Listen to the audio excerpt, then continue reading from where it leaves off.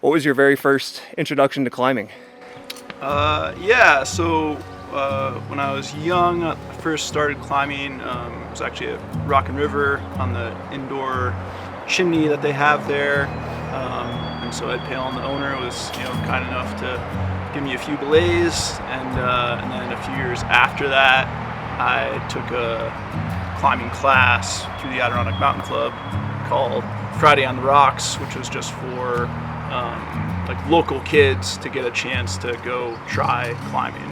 So yeah, we did that for 2 years actually.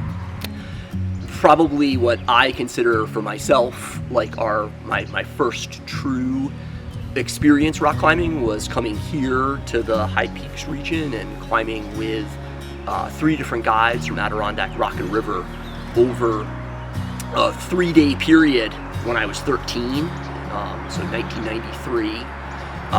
And we actually, on the final day of those 3 days, climbed Tillman's Red. I got to follow that with following Pat Purcell,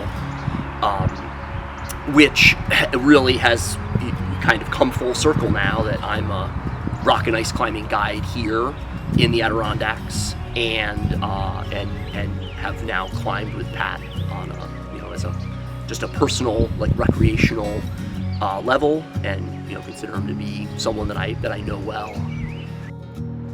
If you had to choose one word to describe climbing in the Adirondacks, what would that be?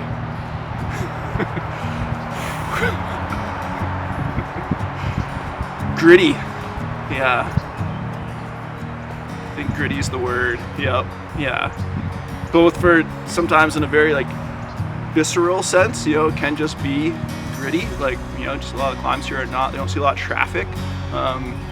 So sometimes there's just this element of like, you're really like making your way up the route. And I think also it's just a lot of times when you get away from the few more like popular areas, there's an element of like adventure to the climbs. Like, there might not be a really like perfect like path even into the base. You're just kind of like finding your way just to find the route, and then once you're up on the cliff, yeah, it might be kind of hard to follow, and so you just end up having these, I think, often like maybe bigger adventures than you would think.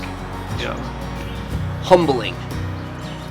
The routes here, they don't come easy.